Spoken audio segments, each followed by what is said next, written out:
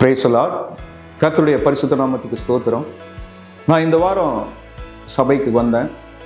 சபைக்கு வந்தப்போ பாஸ்டர் அன்னைக்கு வார்த்தையை கொடுத்தார். பரிசுத்த ஆவியானவர் அந்நிய பாஷைகளை பேசுகிற வார்த்தையை கொடுத்துக்கிட்டே இருந்தார்.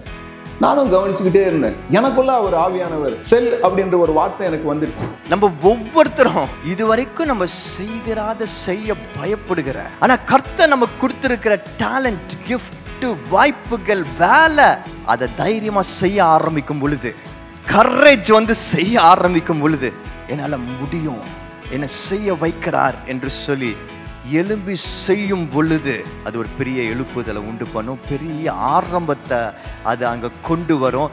கர்த்தர் ஒரு பெரிய ஆசீர்வாதத்தை அங்க வைக்கிறார். இந்த வார்த்தை நிஜமாவே உண்மைதான். நான் இப்படி இருக்கிறேன் அப்படின்ற சூழ்நிலையில நீ இதை ரொம்ப நாளா தடை பண்ணி இருந்த அந்த சத்துருவன் கிரி உடைக்கப்பட்டது. அப்படி வந்து ப்ரேயர்லாம் முடிஞ்ச உடனே எப்பொழுதும் அந்த ஐயா வருவார். அவர்கிட்ட நான் ஜபத்தை சொல்லி கேட்பேன். ஐயா ஜபம் பண்ணுங்க எனக்கு அப்படின்னு சொல்லி கேட்கும்போது நான் ஐயாவை கட்டி பிடிச்சிக்கிட்டேன். ஐயா நான் இன்னைக்கு ஒன்று உங்ககிட்ட பேசணும். என்ன விஷயம் அப்படின்னா, ஐயா இன்னைக்கு நான் ட்ராக்ஸ் கொடுக்கலாம் அப்படின்னு சொல்லிட்டு ரொம்ப நாளாக வாஞ்சேன். ஒரு 5 வருஷமாக இதனுடைய வாஞ்சேன். அது இன்னைக்கு கன்ஃபார்ம் ஆயிடுச்சு. எனக்கு நீங்கள் ஒரு உதவி பண்ணணும். சொல்லுங்க அப்படின்னாரு.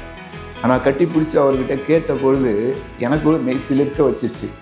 நான் இந்த மாதிரி ட்ராக்ஸ் கொடுக்க போகிறேன், எனக்கு இந்த மாதிரி தைரியம் வந்துச்சு, எனக்கு ஒரு ஸ்டாம்ப் பண்ணி கொடுங்க. அவர் உடனே ஐயா எனக்கு ஓகே சொல்லிட்டாரு. செய்யுங்க ஐயா பார்க்கலாம் அப்படின்ட்டார். அதுக்குண்டான காரியங்கள்லாம் ஏற்பாடெல்லாம் செய்யுங்க அப்படின்னு சொல்லிட்டு ட்ராக்ஸ் கொடுக்க நான் ஆரம்பிச்சிட்ருக்கேன். இப்போ இந்த வாரத்திலிருந்து அந்த கைப்பிரதியை கொடுத்து எத்தனை ஆத்துமாக்களுக்கு என் தேவனுக்காக ஆயத்தப்படுத்த முடியுமோ, அவருடைய நாமத்திற்கென்று, அவருடைய மகிமைக்கென்று, அவருடைய ராஜ்யத்திற்கென்று எழும்பி பிரகாசிக்க ஆண்டவர் என்னை தகுதிப்படுத்தினதுக்காக கோடாகோடி நன்றி.